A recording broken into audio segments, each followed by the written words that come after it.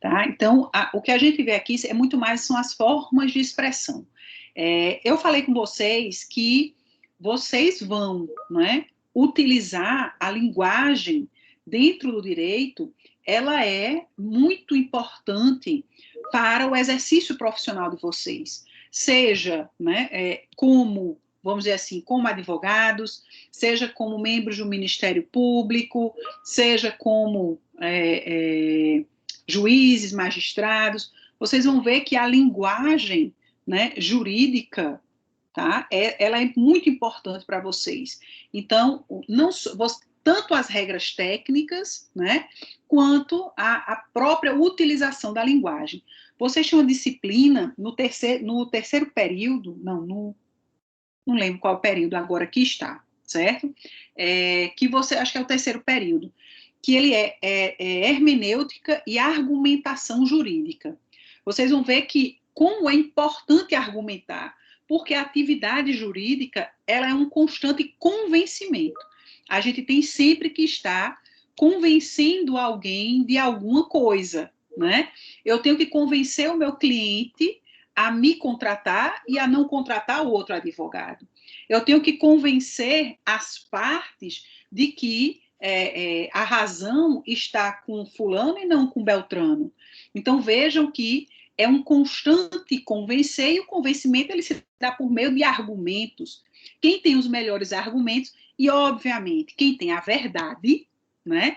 Vocês vão trabalhar muito a ideia de verdade, porque existem tipos, né, de verdades. Nem sempre, num processo, a verdade vai prevalecer. Tem determinadas pessoas que têm uma capacidade, né, de convencer as pessoas tão grande que elas transformam uma mentira numa verdade. E acabam convencendo, inclusive, o juiz. E as pessoas podem ser absolvidas ou podem ser condenadas. Isso é muito comum de acontecer. Então, a busca pela verdade, ela é uma constante dentro do direito. Porque para você julgar, é preciso que você diga qual é a verdade, né? E isso é muito complicado dentro de um processo. Então, você tem o quê? Você vai ter, você tem as provas, você tem testemunhas, você tem provas materiais, você vai ver que existe uma série de elementos que vão formar o convencimento das partes, o convencimento do juiz, para que, ao final, nós tenhamos uma decisão, e a decisão mais justa possível, certo? A questão aqui não é a única decisão, é a decisão mais justa possível dentro daquele quadro que é levado a julgamento dentro de um processo. Então, percebam como a linguagem jurídica ela é importante, ela é decisiva, porque você, enquanto advogado, isso é muito fácil da gente identificar, por exemplo, num júri, quando você vai participar de um júri popular, você vê que o que convence são os argumentos. O que faz com que você decida condenar ou absolver alguém é exatamente a forma como os argumentos eles são apresentados. Então, a linguagem jurídica, ela tem que vir carregada, né, de um convencimento, provas e convencimento, articulação de ideias que vocês vão fazer nas petições, vocês vão ter que escrever. O juiz, quando ele pega a petição, ele lê a petição e ele vai decidir, muitos casos, só pela leitura das petições. Como eu disse a vocês, nem todo caso aqui no Brasil vai para julgamento. Nem todo caso aqui no Brasil tem audiência com o juiz. Ele decide tudo no papel. E se você não conseguir articular suas ideias? Então, a linguagem jurídica, ela entra nessa perspectiva. Aqui vocês veem, nesse período, vocês veem a linguagem jurídica, a sua importância, as suas características, vocês veem o português jurídico, que tem a ver com esse zelo, não é, com a língua falada e com a língua escrita, e no terceiro período vocês veem hermenêutica, que é interpretação, e argumentação jurídica. A gente vai vendo que existem técnicas, né, para argumentar e, consequentemente, para convencer, né? Então, nós ficamos aqui nas formas de utilização da linguagem. Aqui eu vou, tá? Aqui não é só linguagem jurídica. Aqui é a utilização da linguagem de um modo geral. Como nós utilizamos a linguagem no nosso dia a dia. E onde entra o direito, a linguagem jurídica, nesses usos que aí estão. Vejam que, na nossa linguagem cotidiana, na nossa linguagem coloquial, nós fazemos uso constantemente de elementos emotivos para nós nos expressarmos. Então, um tipo, não é, de uso da linguagem é o uso emotivo, que nós utilizamos para transmitir sentimentos, emoções. E veja, isso aqui é uma linguagem que está muito aproximada da linguagem literária. Então, aqui, os grandes livros de literatura, os grandes contos, as grandes prosas, elas vão trazer, elas têm como objetivo transmitir para o leitor uma emoção. Eu quero gerar naquele leitor uma emoção. Então, é feito um uso emotivo da linguagem, tá? Para conectar o leitor com as emoções daquele autor daquele livro. Isso é um tipo de uso. Nós temos também um uso descritivo. Nós usamos a linguagem para descrever alguma coisa. Nós usamos a linguagem jurídica para, vamos dizer assim, dar um significado, para expressar como alguma coisa é, para conceituar, para classificar alguma coisa, né? Então, vejam que a gente tem um uso descritivo.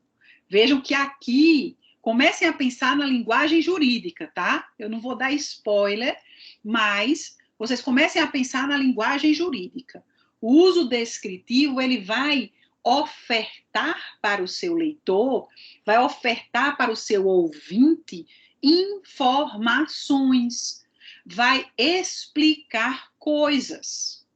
Já o uso performativo, ó, aqui embaixo, nós também utilizamos a linguagem de forma performativa. Ou seja, eu pego a linguagem e eu uso, né? Eu dou uma entonação, eu coloco alguns elementos na linguagem que eu utilizo que denotam para o leitor e para o ouvinte uma performance. Eu quero também criar uma ligação com o ouvinte e com o leitor, através de quê? Da manipulação, e não entendam manipulação no sentido negativo, mas no sentido positivo, da manipulação da palavra, certo? Para o convencimento que eu quero atingir. Eu quero atingir você quando vai para um júri, aproveitando que João falou aí do júri, que eu já dei hermenêutica e argumentação jurídica, eu sempre faço um júri simulado. A gente utiliza o caso dos exploradores de caverna e a gente faz um júri simulado com vocês, em que vocês vão utilizar a argumentação, já que, num júri, a lei, efetivamente, ela pouco importa. O que importa são os argumentos, o que importa é como você articula as ideias e como você vai, né, convencer a outra parte de que você tem razão. Então, o uso performativo ele está muito presente no júri, por exemplo. Quando o promotor de justiça pega, né, houve um homicídio, e o promotor foi com a foice, ele pega a foice e passa na cara dos jurados, e joga a foice em cima da mesa, e grita, e pula. É uma performance. Júri é performance. E tem que ser. Porque, não sei se vocês sabem, mas os jurados que estão lá para julgar, quem julga, quem condena num júri popular, não é o juiz. Quem condena são os jurados. Tá lá os jurados sentadinhos, as pessoas que são sorteadas para compor o corpo de jurados para aquele processo. E quando eles chegam lá, eles não são formados em direito, pode ser, mas é um júri popular. Então, são pessoas com formações diferentes. Pode ter contadores, pode ter arqueólogos, historiadores, pode ter bancários, pode ter pessoas de formações diversas, que não a jurídica. Então, vocês acham que no júri popular os jurados, eles analisam os autos? Não, eles não analisam os autos, gente. Eles não vão pegar o processo e vão lá, ó, procurar o que está lá no processo, não. Eles podem até olhar, se tiver curiosidade, eles pedem, na hora eles podem lá olhar. Mas não é uma regra. O que eles sabem do processo é o que vai ser posto, o que vai ser dito ali na hora daquele júri. Então vejam como é importante a argumentação, como é importante a linguagem que é colocada pelo Ministério Público, pelos advogados, pelos defensores públicos, ali naquele júri. Então, é muito mais performance, né, com vistas ao convencimento, do que efetivamente técnica jurídica. Técnica jurídica, certo? Então, o uso performativo, ele tem a ver com essa manipulação, não é? Dessas palavras, né? Para que você possa atingir o seu objetivo. Ah, Isabela, então você está achando ruim? Tem gente que não gosta muito, não, né? De participar de júri, não. Mas, enfim, de participar como jurado, às vezes é bom, às vezes é ruim. Depende do júri, né? E nós temos aí, por último, o uso prescritivo. O que é esse uso prescritivo, gente, da linguagem?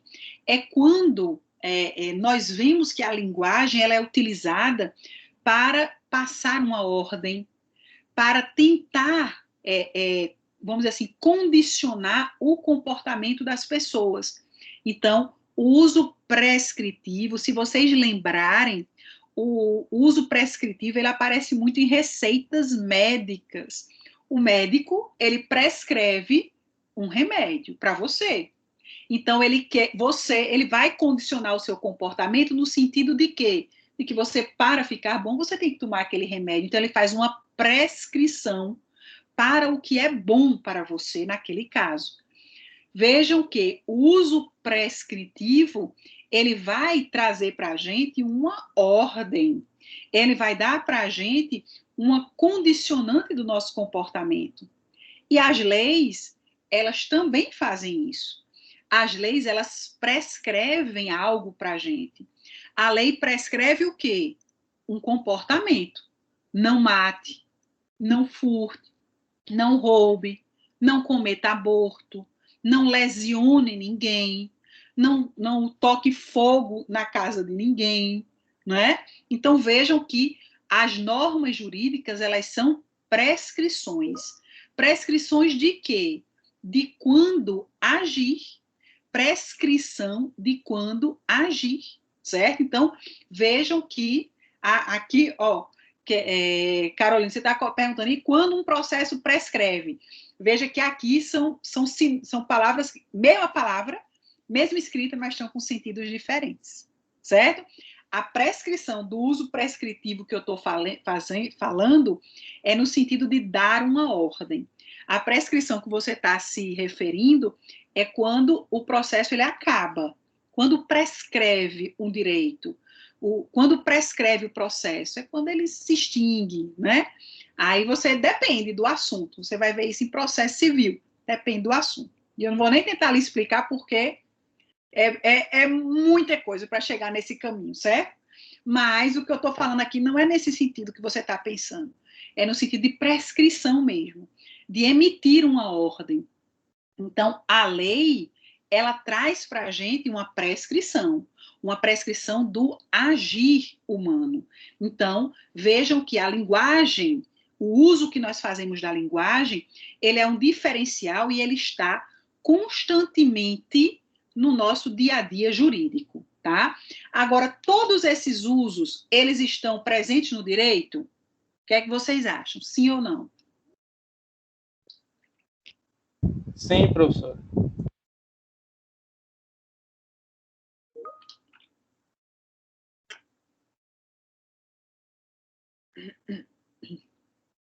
estou vendo que a maioria está achando que sim, né?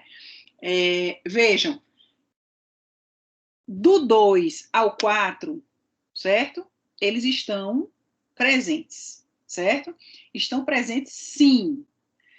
O 1, ele está, assim, em bem menor medida, sabe assim? É porque, você veja, veja a compreensão que você dá ao uso emotivo. O uso emotivo, quem é que aplica esse uso? É quem cria a norma jurídica, certo? Você acha que o legislador, ele quer gerar em você algum sentimento, né, alguma emoção, só se for de raiva, pela lei que ele vai criar e que vai ferrar com você. O único sentimento que ele pode criar é esse, de raiva. Mas, Professora, oi. Manuel, boa noite. Oi, Mas Manuel. quando o promotor ele está narrando o crime de uma forma que a senhora explicou há pouco tempo, ele não está transmitindo sentimento e emoções? É uma pergunta. Sim, mas veja, aí é onde eu ia chegar, né, Manuel? Veja que aí ele faz quando ele narra alguma coisa, e quando ele faz o uso da performance, de uma entonação diferente, do recurso a esses elementos, vamos dizer assim, lúdicos, né, para ilustrar o caso, ele está fazendo uso performativo. A linguagem, eu tenho que analisar no sentido amplo. Pode gerar, o uso performativo, ele pode gerar no ouvinte uma emoção? Sim, pode gerar. Pode gerar no ouvinte uma emoção. Mas a perspectiva que eu estou falando para você, e que reduz o uso emotivo no direito, é na perspectiva de quem faz a lei. A lei, ela é abstrata. A lei, ela é genérica. A lei, ela não é feita para gerar emoção em ninguém. Ela não é um texto emotivo. Ela não é um romance. É nessa perspectiva que eu estou dizendo que o uso emotivo, ele não entra no direito. Porque quem escreve, vocês, quando vocês forem fazer uma petição, vocês vão ter que ter um zelo pela escrita de vocês. Vocês não vão escrever como se estivesse escrevendo um romance. Num belo dia de janeiro, o sol a pino, José da Silva saiu de sua casa para encontrar a sua bela namorada e encontrou pelo meio do caminho uma pedra. Ele topou na pedra e quando ele caiu em cima de uma faca. Ia passando um colega numa bicicleta e ele não o socorreu. Por este motivo, veja, isso não é isso é uma linguagem emotiva. Na escrita que vai ser colocada dentro do direito. Isso não deve acontecer. Aí vocês vão dizer, professora, mas eu já vi, por exemplo, um juiz que dá sentença em forma de poesia. Tem doido para tudo. Eu já vi também. Tem juiz que escreve sentença em poesia, tá? Mas isso não é a linguagem que deve ser adotada no mundo do direito, certo? Agora, como você falou, quando você está num júri, o magistrado, ou magistrado não, o Ministério Público chega lá e tá, e ele quer sua emoção. Ele quer sua emoção. Claro, gente, que ele quer sua emoção. Ele quer que você tenha pena. Se ele for da defesa, ele quer que você tenha pena daquele coitadinho. Ele foi uma vítima do destino e acabou cometendo aquele crime. Então, ele vai tentar gerar em você esse sentimento. Ele vai tentar gerar em você esse sentimento. Mas veja, quando ele usa a linguagem, ele usa performativamente, certo? Ele não está, o que eu estou falando é, ele não está escrevendo uma lei, ele não está escrevendo uma denúncia, ou uma petição inicial, ou uma sentença, como se fosse um romance ou uma poesia, certo? Não sei se deu para sentir a diferença. Às vezes a emoção, ela é uma consequência. Às vezes a emoção, ela é uma consequência do uso performativo. Pode acontecer emoção? Sim, pode acontecer. Mas você, enquanto operador do direito, você não está lá para se expressar como se estivesse num romance de Shakespeare. Você está lá para se expressar de modo objetivo, de modo claro, de modo preciso. Certo, gente? Deu para entender o que eu estou falando aqui, o que eu estou querendo dizer? Pode gerar emoção? Sim, pode gerar. Certo, Manuel? Pode gerar sim. Então, o que eu estava dizendo era 2, 3 e 4, eles estão presentes na linguagem jurídica sempre. Sempre. Vocês vão ver que quando é escrita uma lei, se você pegar, por exemplo, o artigo 20 da Constituição, vai lá dizer: são bens da União. Artigo 20 da Constituição Federal. São bens da União. Tem emoção nenhuma, né? Tem emoção nenhuma, pelo amor de Deus. E o que é que vai ser feito ali? Depois disso vem os lagos, os mares e não sei o quê. Ele vai trazer um rol, uma relação de bens da União, que pertencem à União. Então, isso é uma indicação, uma explicação sobre alguma coisa. Ele vai trazer para a gente uma informação. Isso é o uso descritivo da linguagem. Então, é muito comum isso acontecer. O uso performativo, nós vamos ver o júri, certo? Fora júri, minha gente, não tem muita performance, não, tá? Acho que alguém está com o microfone aberto. Se puder fechar, para eu não ter que fechar todo mundo. Vejam aí quem é que está. Acho que fechou. Certo? Então, o uso performativo acontece. Mas acontece quando? Acontece, né? Basicamente no tribunal do júri, certo? E o uso mais comum desses é o prescritivo. A forma como, né? A forma como o Estado fala com a gente através das leis, ele fala de modo prescritivo. O Estado legislador, entendam, quando ele cria uma lei, uma norma jurídica, ele está prescrevendo uma conduta. Então, o uso mais comum é o uso prescritivo. O uso descritivo, muito comum também, muito constante, tá? Já o uso performativo acontece basicamente em tribunais do júri. E o uso emotivo, gente, pelo Estado, o Estado não usa de emoção com a gente. O Estado, o juiz, ele não deve, ao proferir a sua sentença, utilizar uma linguagem emotiva. Quando o Congresso Nacional cria uma lei, ele não cria uma linguagem, ele não usa uma linguagem emotiva, né, para a gente. Então, vejam que depende, né? Eu estou falando aqui da perspectiva de quem emite a ordem, de quem fala, que é o Estado. Eles falam para a gente. Se vai gerar um sentimento na gente, aí é outra história, certo? Então, muito cuidado com esses usos aí, para a gente não se confundir, tá? A linguagem jurídica, ela tem algumas características, tá, gente? A gente vai ver que a linguagem jurídica, ela deve, né? Ela deve ser. Eu vou colocar aqui. Aqui eu tenho o que ela não deve ser e eu vou dizer o que ela deve. A linguagem jurídica, ela deve ser clara. A linguagem jurídica, ela deve ser precisa. A linguagem jurídica, ela deve ser objetiva. Eu lembro para os senhores que quando a gente começou a falar sobre linguagem jurídica, eu disse, existe o juridiquês. O juridiquês, né, entre aspas, né, que não existe essa palavra, mas é para que a gente entenda. O juridiquês, ele é um idioma, inclusive é essa expressão que a gente usa mesmo, tá? Ele é um idioma artificial, porque ele é criado pelos operadores do direito, por quem trabalha com o direito, e ele só diz respeito, né? Ele só é conhecido por quem trabalha com direito.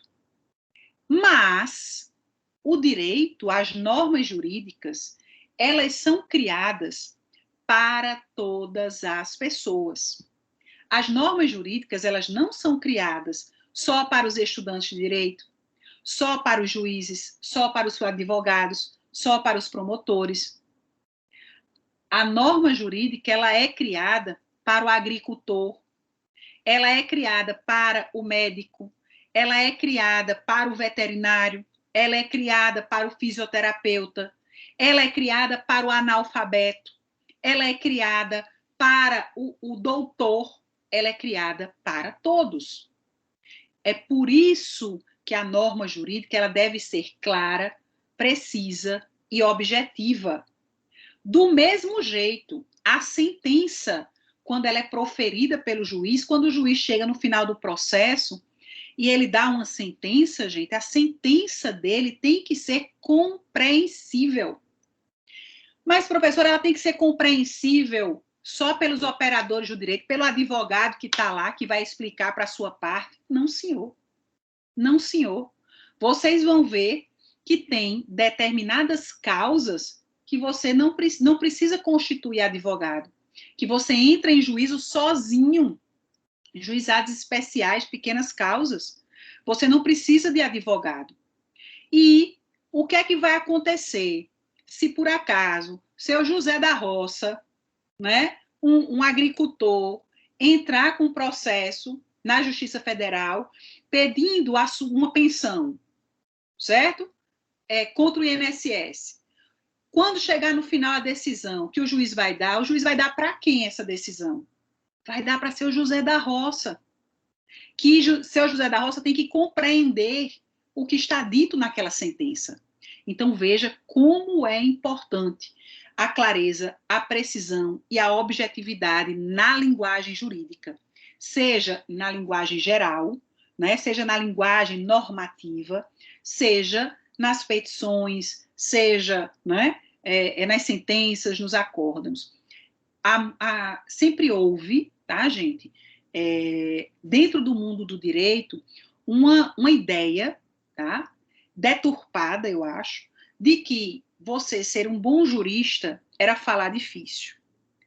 Um bom jurista é aquele que usa as expressões em latim, é aquele que usa as expressões, os nomes mais estranhos que você viu na sua vida.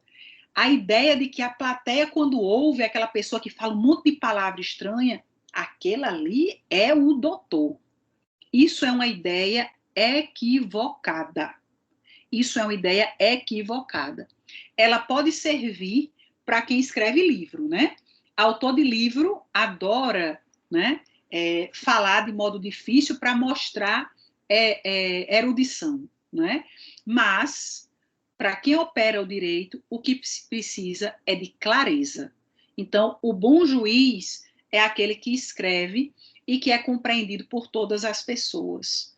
O bom legislador é aquele que cria uma norma jurídica que não deixa dúvidas sobre qual o comando que está sendo emitido. Então, por tudo isso, a gente tem que entender que, por exemplo, a linguagem jurídica, ela deve evitar o quê? A polissemia, que é a utilização, não é, de palavras com mais de um significado. Isso dificulta a compreensão. Deve-se evitar na linguagem jurídica a ambiguidade semântica. Eu devo falar de modo claro, gente, de modo direto. Eu devo escrever. Nós temos uma mania, gente, mania, de escrever as orações, né, as frases inversas, invertidos os elementos. Primeiro eu boto o verbo, depois eu boto o sujeito, depois eu boto o predicado lá do outro lado. E quando a pessoa vai ler, isso dificulta a compreensão. Tem pessoas que já estão acostumadas, mas vocês vão ver que tem outras pessoas que vão sentir uma dificuldade quando você lê um texto desse jeito. E também deve-se evitar a vagueza, a utilização de termos muito abstratos, de termos não objetivos. Então, vejam, a linguagem jurídica deve ser clara, precisa, deve ser objetiva, porque ela precisa ser compreendida por todas as pessoas, tá? Então, ela deve evitar, por exemplo, aqui só são alguns exemplos, nós temos outras expressões. E hoje em dia, eu falo para os senhores que nós temos um outro problema na linguagem jurídica, principalmente na linguagem jurídica escrita.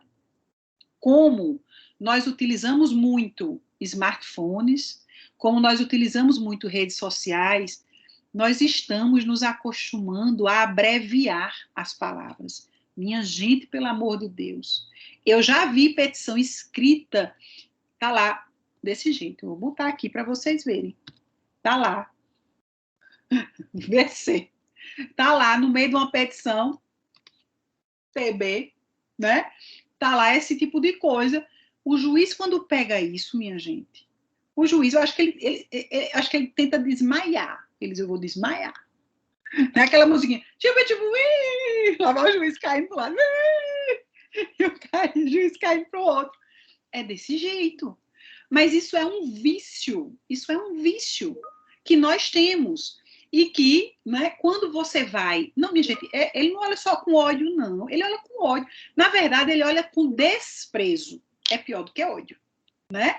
Ele olha com desprezo. Ele olha e diz, que advogadozinho sem futuro, né? Não tem nem o zelo com a sua linguagem jurídica. Então, minha gente, tenham cuidado, porque isso é vício. Eu falo porque eu já comecei a escrever aqui, comecei a escrever uma vez, e lá vou eu. VC, TB, eu digo, misericórdia, Senhor, afaste isso de mim, né? Então, tenham cuidado com isso daí, tá? Tenham cuidado com isso daí, porque pode acontecer com vocês. Se acontecer, vai ser uma vergonha. Lá vou eu, vai dizer, eita, estudei com Cristiane Neri, aí eu vou negar, né? Eu digo, comigo?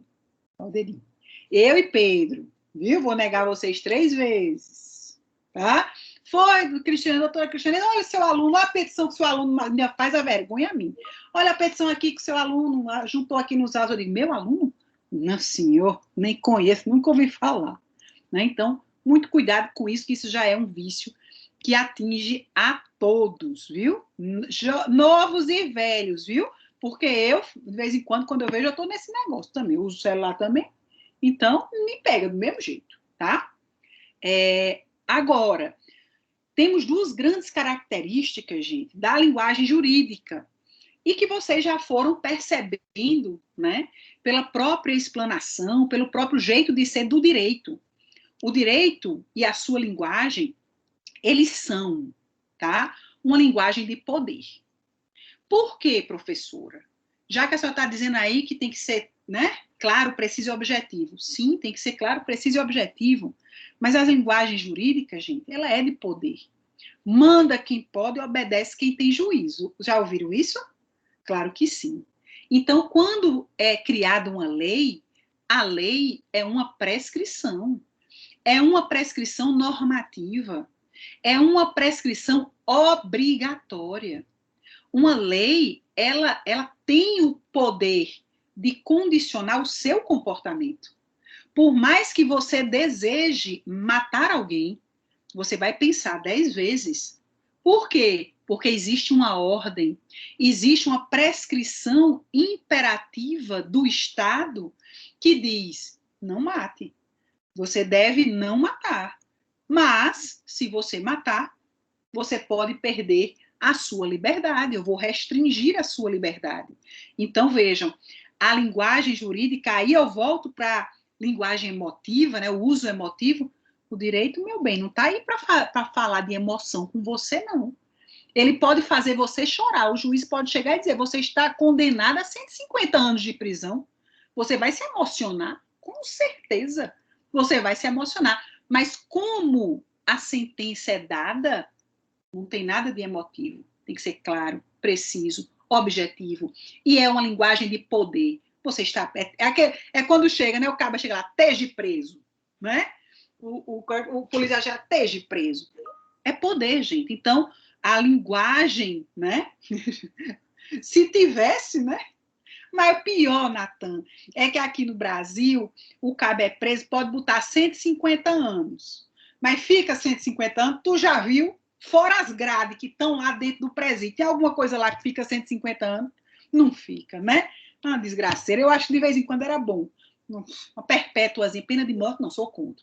Uma perpétuazinha, eu acho que era uma beleza. Às vezes Rogério, não fica nem 5 dias. É a mesma pena de morte, viu? Como é? A perpétua é a mesma pena de morte. Pois é, pois é. Eu tô brincando, Manuel, viu? Não leva a sério, não, eu tô brincando. Tô brincando, sou contra as duas. Mas de vez em quando, assim, uma perpétuazinha, esteira, assim, fica lá para sempre. Na verdade, eu acho que talvez para quem recebe, como tem lá nos Estados Unidos, eu acho que a perpétua acho que é pior do que a pena de morte. Eu acho que você chega num ponto que você diz, meu amigo, me mate. É melhor morrer do que eu ficar aqui, né? A minha vida inteira, né? É complicado, né? Enfim, ainda bem que a gente não tem, né? Tô santa agora nesse negócio. Certo, gente? Então, a linguagem jurídica é uma linguagem de poder. Por quê? Porque ela é prescritiva. Ela prescreve o quê? Um comando imperativo, tá? Que vai fazer o quê? Condicionar o nosso comportamento, certo? E uma segunda característica é ser uma linguagem técnica, certo? É uma linguagem técnica, óbvio. Mais uma vez, aí eu reafirmo para vocês, por que é que não é uma linguagem emotiva? Porque ela é uma linguagem técnica, gente. Ela tem um objetivo, a linguagem técnica, ela tem uma finalidade, ela tem um objetivo, tá? A aplicação da norma jurídica no nosso caso. Então, a norma jurídica, ela tem um fim. E a norma jurídica, ela chega até nós através da linguagem, seja a linguagem, né, escrita, seja a linguagem falada, seja através de imagens, inclusive. Vejam que quando nós estamos dirigindo o nosso carro e nós vemos uma placa, pare, sentido obrigatório ou sentido proibido, né? Vejam que isso é uma prescrição. Isso é uma norma. Isso aí vai mudar. Eu quero ir por ali. Mas tem uma placa indicando um comportamento para você. Por mais que eu queira ir na contramão, eu não devo ir, porque existe uma prescrição dada pelo Estado dizendo que você não pode estacionar naquele lugar, que você não pode ir, né, naquele sentido, naquela direção. Então vejam que a linguagem jurídica ela pode ser expressa das mais diversas formas, seja a linguagem falada, seja a linguagem escrita, seja através de imagens que vão condicionar o nosso comportamento. Agora, Natan, para de botar a figurinha. Vocês estão. Vai para Carolina que botou a figurinha. Para de botar a figurinha aí. Tem aí, Natan. Tem aqui embaixo, o GIF. Mas não comece a brincar, não. Vamos anotar. Não, até eu vi que não foi. Deixe de botar a figurinha e vamos anotar. Vamos. Com a mãozinha, lembra? Com a canetinha, para não começar a botar VC, TB, né? Já pensou aquela frase? Ah, muito bem. Olha aí, cara. Tá vendo? Assim que eu gosto. Tá competindo comigo. Quer me dar um presente? Pode me dar canetinha, marca texto, coisa linda. Apesar que eu fiz coleção dos meus amigos do ensino médio, então escondo as canetas de mim, tá, galera? Brincadeira. Vixe Maria, gerou um sentimento. Olha, meu Deus, inveja. Vamos lá, gente? Vou começar a falar um pouco, tá? Coloquem aí linguagem jurídica, só para eu resumir um pouquinho isso que a gente falou aqui, tá? Pronto? Posso falar, escrever com a mãozinha, viu? Não só um momentinho, professor. Certo. Gabriel, não coloca, pelo amor de Deus, Gabriel, Natan, vocês não escrevem e colocam aqui do lado, não, viu? Eu vou tirar um ponto. Tô malvada. Espera aí que o Manuel foi pegar ali alguma coisa. Eu acho que a caneta ou o caderno, deixem aí de lado, pelo amor de Deus. Pronto? Pronto. Vamos lá. Linguagem jurídica, coloca como tema, certo? O direito,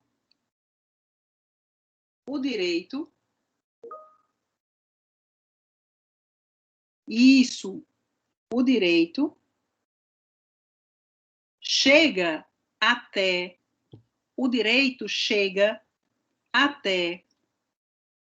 os seus destinatários, o direito chega até os seus destinatários através da linguagem. O direito chega até os seus destinatários através da linguagem, que pode ser escrita, vírgula, falada, ou, olha o nome feio, imagética, né? Tá demorando, né, Natan? Imagética tem a ver com o quê? Imagem, tá? Ou imagética, vírgula, trazendo prescrições, de comportamentos,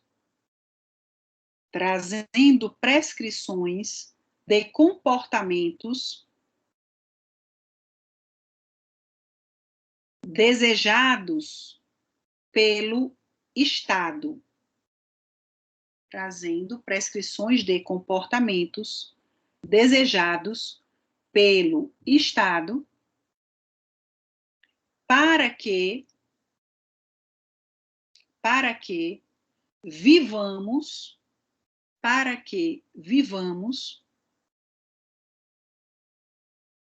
em uma sociedade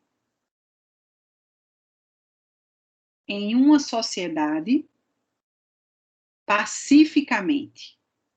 Para que vivamos em uma sociedade pacificamente. Ponto parágrafo. A linguagem jurídica, vírgula, mesmo sendo a linguagem jurídica, vírgula, mesmo sendo uma linguagem de poder e uma linguagem técnica, a linguagem jurídica, mesmo sendo uma linguagem de poder e uma linguagem técnica, vírgula, deve buscar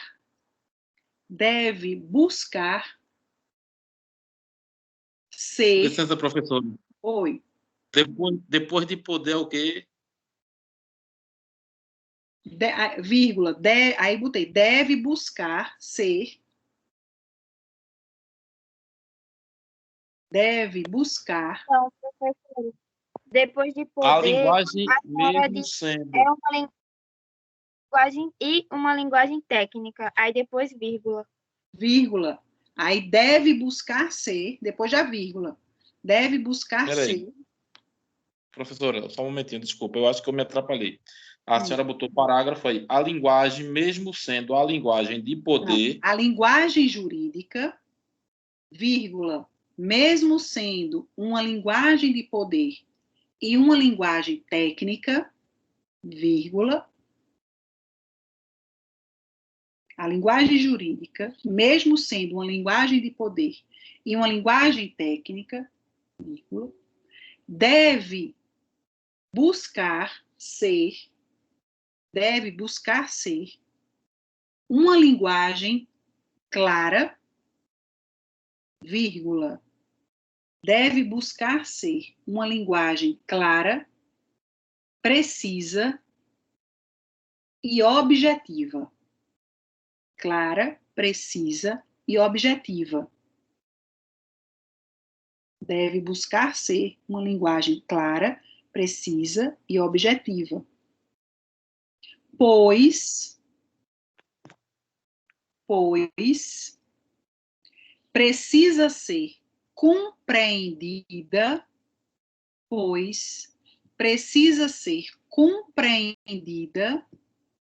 por todas as pessoas. Pois precisa ser compreendida por todas as pessoas.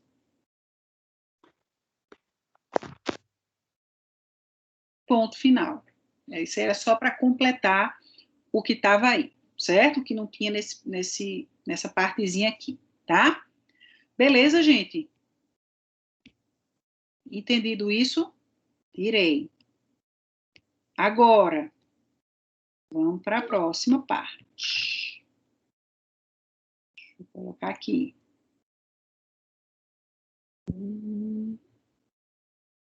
Isso. Ai, sim, peraí.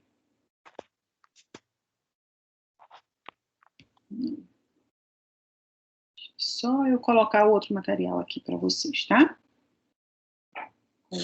Agora. E aquele primeiro material eu coloquei lá para vocês, eu acho, já o de linguagem, e agora eu vou colocar esse. Vamos ver se amanhã eu coloco esse aqui, tá? Vamos lá. Agora, a gente vai sair um pouco da linguagem, tá, gente, jurídica, especificamente, e a gente vai entrar em uma outra parte. Tem um pouco a ver com linguagem, mas ela vai avançar, tá, para os significados do direito. Vai entrar em temas, vamos dizer assim, mais técnicos, tá? E que vocês precisam ir, quem tiver com acesso, eu vi que algumas pessoas aqui disseram que estavam com dificuldade de acesso, né, ao AVA, mas vão falando lá, continuando falando com o Jonatas, lembrando que vocês têm o questionário do AVA, né, para realizar, que vale 2 pontos para a prova de vocês, certo? Então, muito cuidado, muita atenção lá, que precisa ir fazendo, é bom ir fazendo, certo? Olha só, vamos começar a analisar, gente, quais são os sentidos, os significados da palavra direito. A palavra direito, gente, ela é um termo polissêmico. O que é que significa isso? É uma palavra, um vocábulo que tem mais de um sentido possível. Isso dificulta. Veja que eu acabei de dizer a vocês que a gente deve evitar a utilização de termos polissêmicos. Mas a própria palavra direito, ela é um termo polissêmico, né? E que a gente precisa saber, dentro daquele contexto, qual o sentido a palavra direito está sendo empregada. Isso vai cair na sua prova. Eu vi a prova, fiz a prova de vocês e já vi que tem questão sobre isso. Olha que coisa boa. Eu digo para vocês que vai cair na prova, aí quando chegar lá vocês erram. O que é que eu faço com vocês? Me diga. O que é que eu faço? Né? Se eu estivesse na sala de aula, vocês iam ver. Né? Vocês iam ver o que é que eu ia fazer. Vocês... Era tipo isso, a ideia era essa, viu, Rogério? Eu não falei, né? Mas poderia você dizer, aí você veio com a complementação. Professor, então perdoe a gente.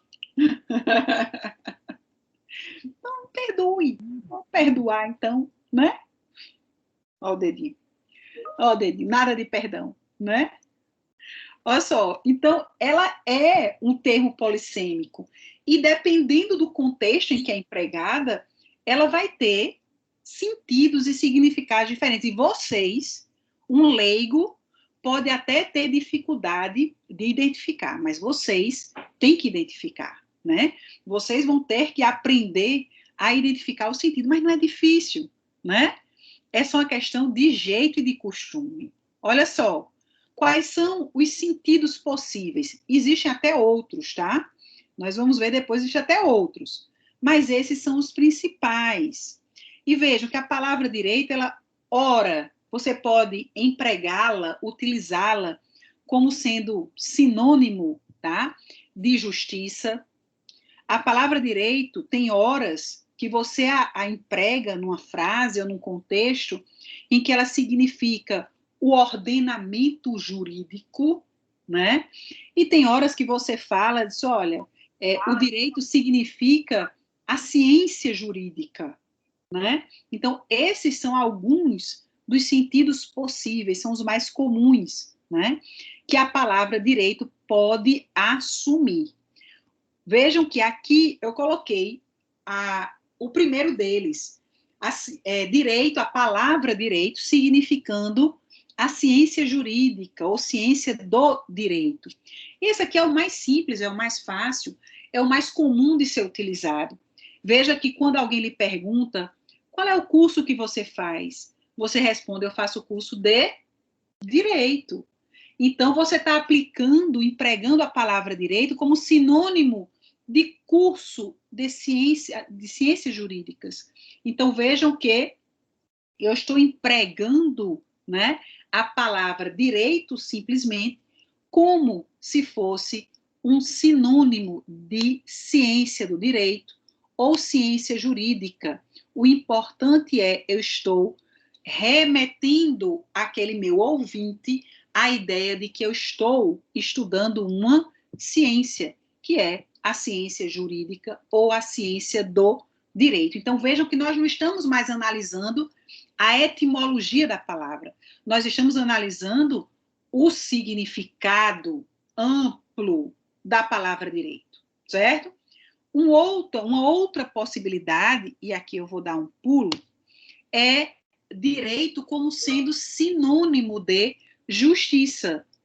A palavra direito, algumas vezes, e eu digo a vocês, isso aqui é muito da linguagem, né? Da linguagem coloquial, certo? Da nossa linguagem do dia a dia, que utilizam a palavra direito como sendo sinônimo de justiça. E não é que esteja errado, mas, às vezes, acontece. Olha o que é que tem aí para vocês. Exemplos. João e Pedro se bateram ardorosamente pelo direito. A Organização das Nações Unidas busca fazer direito com as suas ações. O pagamento dessa dívida é de direito. Então, vejam que eu estou utilizando a palavra direito como sendo sinônimo de justiça.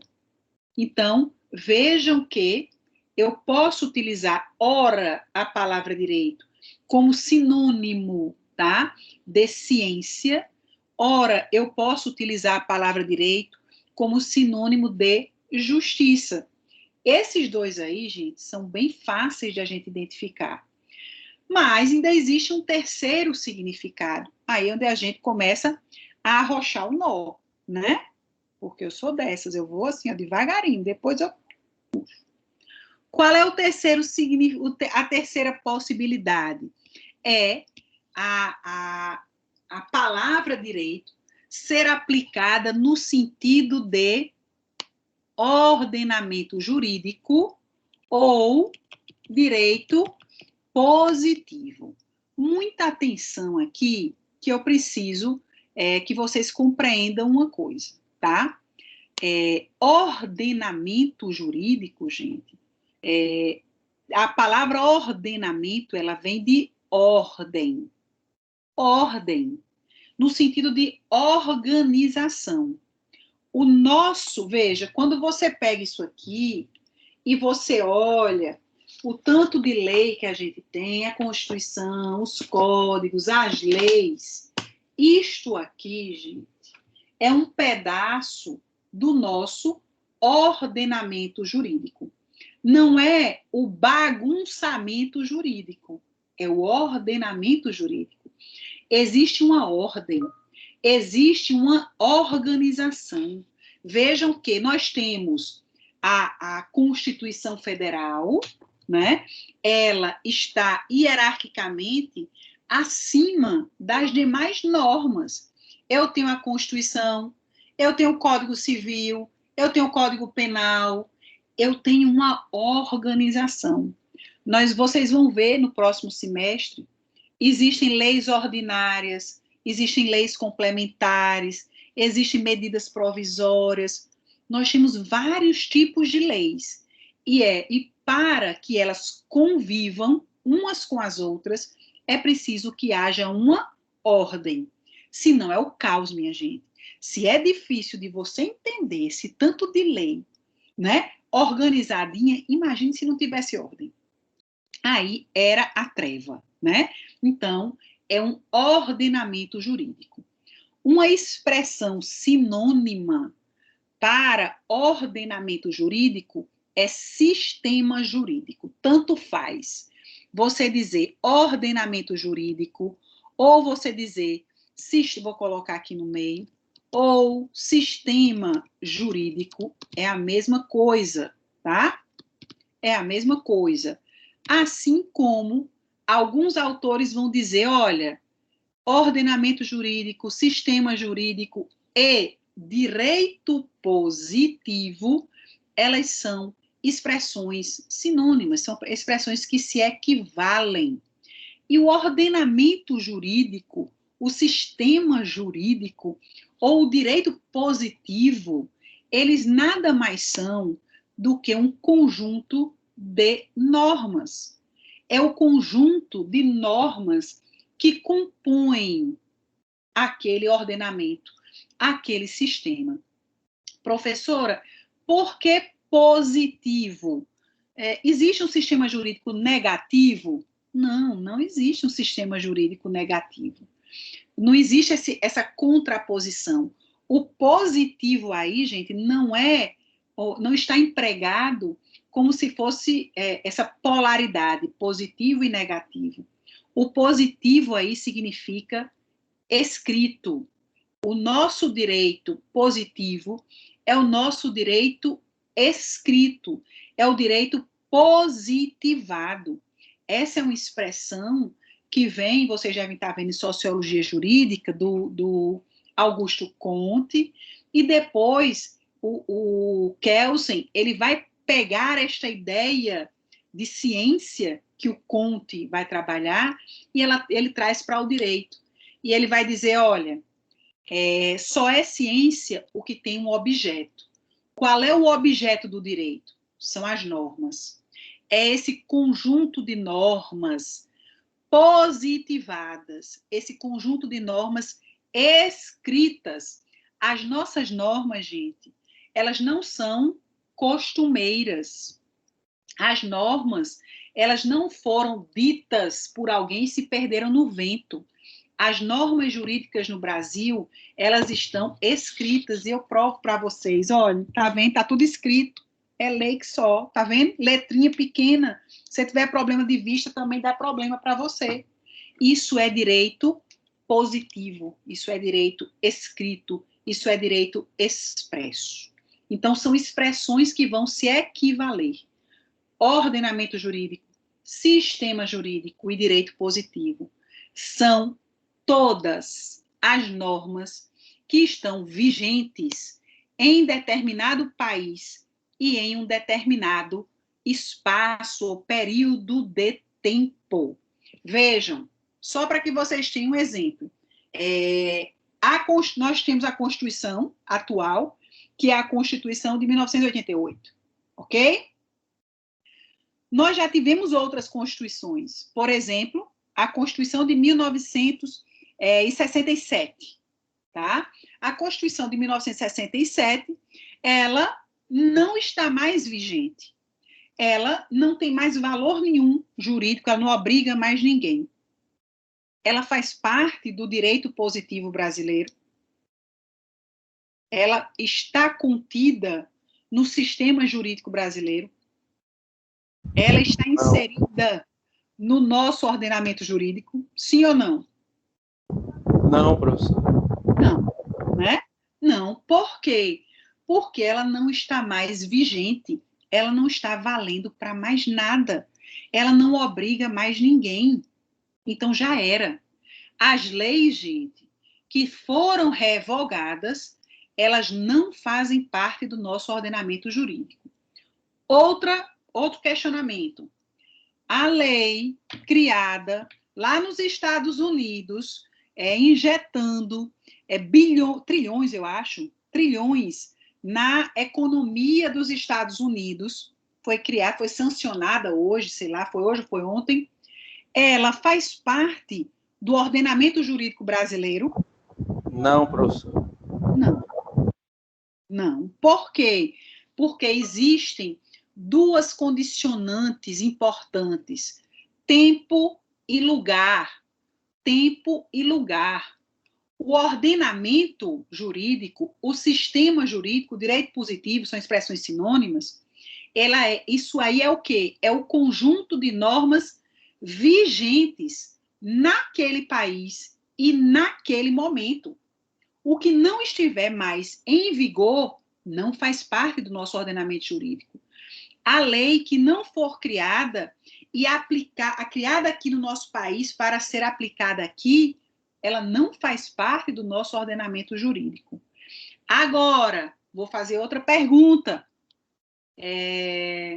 um tratado internacional do qual o Brasil participou, ratificou e aprovou o seu ingresso no nosso ordenamento jurídico. Ele não foi criado aqui no Brasil, ele foi criado lá na ONU, certo? Ele faz parte do nosso ordenamento jurídico? Sim, professora. Se ele for aprovado, sim. Se ele for ratificado. Se ele for internalizado, sim, né? Então, vejam que não é só... Existe a situação, o exemplo do tratado, ele é bem isso, né? A regra é, as leis são criadas no Brasil para serem aplicadas no Brasil, certo? O Congresso Nacional, ele cria as leis que vão ser aplicadas aqui no Brasil. Agora, existe a possibilidade de o Brasil, né, participar de tratados, de convenções, de acordos, de pactos internacionais, e o Brasil, quando ele participa e ele ratifica, e este documento jurídico internacional, ele é aceito pelo Congresso Nacional, ele passa a fazer parte do nosso ordenamento jurídico. Por quê? Porque ele vai ser aplicado aqui, por mais que ele tenha sido feito fora daqui. O protocolo de Kyoto foi feito lá no Japão, mas o Brasil, ele participou, ele ratificou, e o nosso Congresso Nacional deu ok, beleza, vai ser internalizado.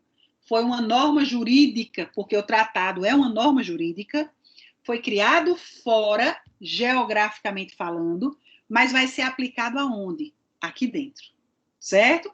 Agora, se o Brasil não ratificar, né, e o Congresso, né, nem disser assim, né, não vai entrar. Mas se entrou e vai ser aplicado aqui, então faz parte do nosso ordenamento jurídico. Então, a ideia que eu quero que vocês tenham, né, é essa. Jobs colocou aqui, cada lugar uma lei, cada lei uma razão. Né? Você pode dizer que seria um ditado. Mas vejam, o que eu quero que vocês entendam é, todo país, aproveitando a deixa aí de Jobson, todo país tem um ordenamento jurídico, certo? Primeira ideia, todo país tem um ordenamento jurídico, tá? Então, existem o ordenamento jurídico argentino, existe o ordenamento jurídico russo, existe o ordenamento jurídico canadense, existe o ordenamento jurídico brasileiro, certo? E o que é que compõe, o que é que está dentro desse ordenamento jurídico? Todas as normas que estão vigentes, todas as normas que estão vigentes aqui no nosso país, para serem aplicadas aqui no nosso país. Certo, gente? Então, muito cuidado só com essa perspectiva do tratado, que ele não é criado aqui dentro. Ele pode até ser, né? Como a gente teve aquela do Rio +20, alguma coisa assim. Foi um pacto internacional, uma convenção internacional, que gerou um documento e foi feito aqui no Brasil, né? Mas percebam que ele pode ser feito fora, mas vir a ter vigência aqui no Brasil, ser aplicado aqui no Brasil, certo? Então, isso é ordenamento jurídico, isso é o nosso sistema jurídico, isso é, tá, o direito positivo. São essas leis que estão vigentes aqui no nosso país. Então, quando vocês virem uma frase como esta aqui, olhem para a frase, por exemplo, 1, ele diz: o direito espanhol tinha forte influência liberal.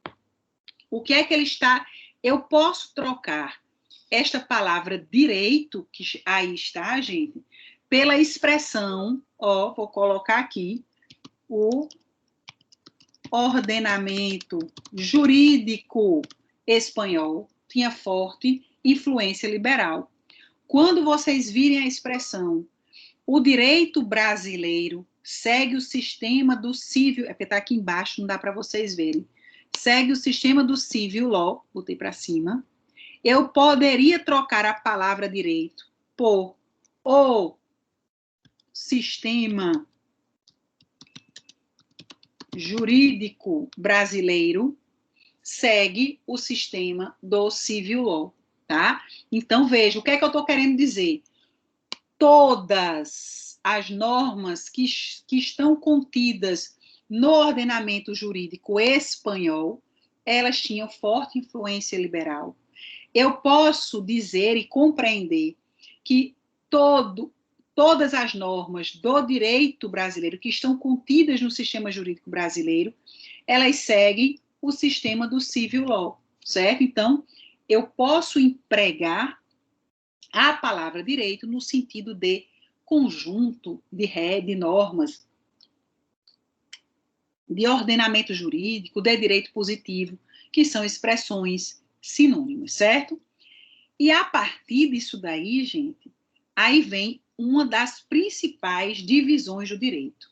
O direito, gente, ele vai, ao longo da sua trajetória, ele vai sendo dividido, certo? Ele vai sendo categorizado. E nós temos aqui, né, duas principais, as duas maiores divisões do direito. Nós temos a divisão do direito quanto aos seus destinatários, tá? Ele pode ser dividido, o nosso direito positivo, as nossas normas, né? Elas podem ser divididas quanto aos destinatários em direito subjetivo e em direito objetivo. E quanto à matéria, ou seja, quanto ao assunto que a norma ela veicula, nós podemos falar em direito público e em direito privado. Então, vejam que aqui eu tenho duas grandes divisões. Quanto a quem a norma se dirige e quanto do que a norma trata. Então, eu posso dizer que eu tenho, dentro do direito positivo, normas de direito subjetivo e normas de direito objetivo. Eu tenho normas de direito público e eu tenho normas de direito privado, certo? Eu vou passar aqui e jogar para vocês esta divisão aqui primeiro, tá? Ó, quanto à matéria, eu tenho direito público e eu tenho direito privado. Todo mundo tem uma ideia do que é que isso significa. O assunto, né, uma das grandes divisões do direito diz respeito ao pertencimento do assunto. O assunto que aquela norma trata é de direito público ou é de direito privado? O sentido é esse. Direito, o que é público, gente, tem a ver com a coletividade. Vai regular a nossa vida pública, a nossa vida em sociedade, ou os interesses públicos. Quando existe uma norma que trata de assuntos que dizem respeito à minha vida privada, o que eu faço na minha intimidade, então eu vou estar diante de uma norma de direito privado. O direito privado, por excelência, é o direito civil. O direito civil, que eu acho que vocês vão ver no próximo semestre, vocês já começam a ver direito civil, vocês vão ver que o direito civil ele vai tratar das nossas relações privadas. O direito civil, gente, ele vai tratar, por exemplo, do casamento. O casamento, a filiação, são aspectos da vida privada. Vocês vão ver que a adoção, né, a separação, a herança, são eminentemente assuntos que dizem respeito à nossa vida privada. Os contratos que nós fazemos, né? Outro exemplo de outro direito privado é o direito empresarial. O interesse preponderante na relação jurídica é privado. Quando nós tratamos, por exemplo, da abertura de uma empresa, da própria constituição de uma empresa, os fins da empresa, as formas que podem assumir uma sociedade, vocês vão ver que são aspectos que dizem respeito a interesses privados, mas quando nós falamos, por exemplo, da organização do Estado brasileiro, né? Nós estamos falando de direito constitucional, ou seja, como é organizado o Estado brasileiro. Nós temos a União, os estados, os municípios e o Distrito Federal. Então, quando a disciplina que trata desses assuntos, ela é uma disciplina jurídica, ela é um ramo do direito que tem como interesse preponderante o interesse público. Vejam que eu coloquei aqui para vocês, para que vocês... Não é isso que eu estou. Onde eu estou? Vejam que eu coloquei. Vocês estão vendo ainda aí o material? Não estão vendo sim. Ó, vejam que nós temos como identificar, tá, gente?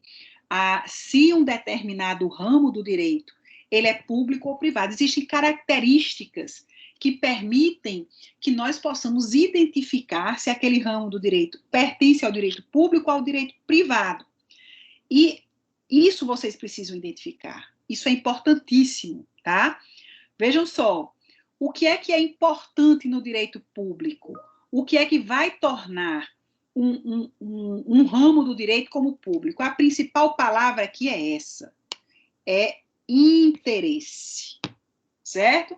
Então, vejam que quando o interesse que está sendo protegido é um interesse público e não privado, então você vai identificar que aquela disciplina jurídica ela está posicionada nos ramos do direito público. Quando nós vemos, outra palavra importante, a presença do Estado, né? Do Estado brasileiro, do Estado, né? Da federação, do ente público numa relação jurídica, nós vamos ver que aquele ramo do direito, se ele tratar dos estados, ele vai pertencer ao direito público. Existe outra característica que é essa aqui, relações de subordinação. Quando a relação jurídica, ela não é uma relação igualitária entre pessoas iguais, nós vamos ver que nós estamos dentro do direito público. E o que é que significa, professora? Veja, quando você vai entrar numa relação jurídica, por exemplo, contra o Estado da Paraíba, vocês não estão no mesmo nível. Vocês não estão no mesmo nível. Existe uma relação de subordinação. Agora, quando você entra numa relação jurídica com o seu vizinho, vocês estão no mesmo nível. Isso é uma relação de coordenação. Vocês dois têm os mesmos poderes. Vocês dois têm as mesmas armas para lutar dentro de um processo, por exemplo. O interesse de vocês dois é privado, o seu e do seu vizinho. Quando você entra num processo contra um Estado, você tem um interesse privado. O Estado tem que defender o interesse público. Então, vocês não estão no mesmo nível. Por quê? Porque se você não sabe ainda, o interesse público, ele prevalece sobre o interesse privado. Essa é a regra. O interesse da coletividade, o interesse público, ele prevalece sobre o seu interesse privado. Então, muito cuidado com essas palavrinhas que vão nos ajudar a identificar se um determinado ramo do direito é público ou se ele é privado.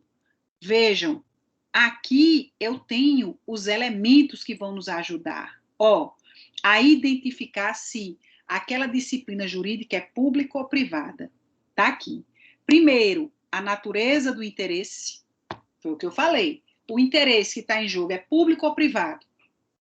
Depois, a qualidade dos sujeitos envolvidos na relação.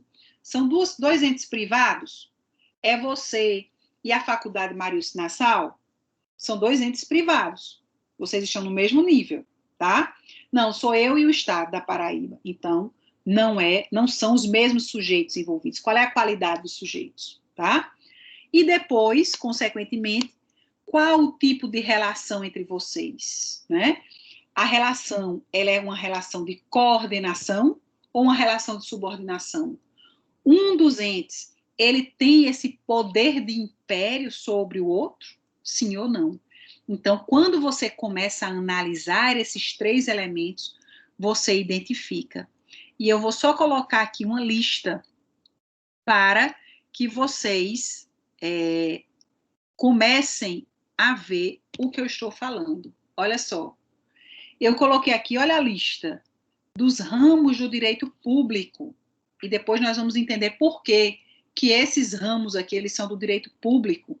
Ó, direito constitucional, direito administrativo, as normas de direito constitucional, as normas de direito administrativo, as normas de direito eleitoral, as normas de direito penal, as normas de direito militar, as normas de direito ambiental, as normas de direito do consumidor, as normas de direito processual, as normas de direito previdenciário, as normas de direito financeiro e tributário, as normas de direito internacional público e privado, são normas de direito público.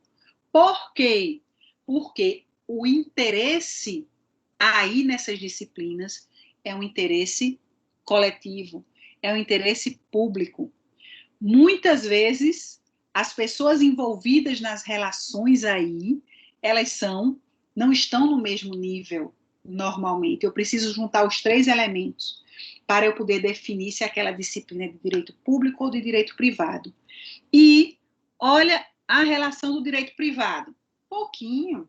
Ó, direito civil, direito comercial, empresarial, né? Direito do trabalho e direito agrário.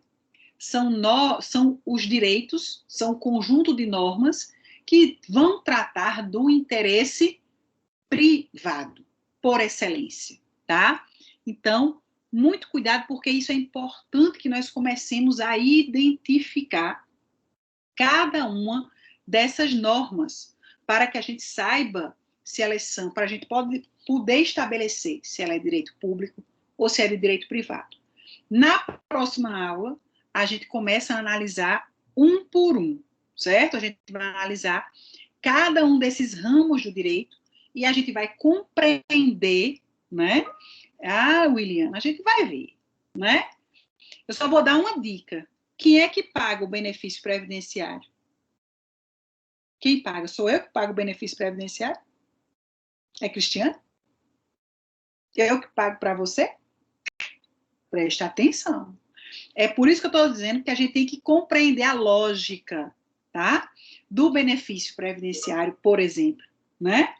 Então, muita atenção que a gente vai analisar cada um desses ramos, né, do direito, para que a gente entenda o que é que ele estuda, quais normas ele cria, direito constitucional, direito administrativo, penal, a gente vai ter uma visão geral, né, sobre cada um deles. Beleza, gente? Vamos ficando por aqui hoje, para que semana que vem, o que é, Natan? Você quer falar? Fale, Natan. Você quer falar, Natan? Se quiser, pode falar. Certo, gente? Beleza? Combinado?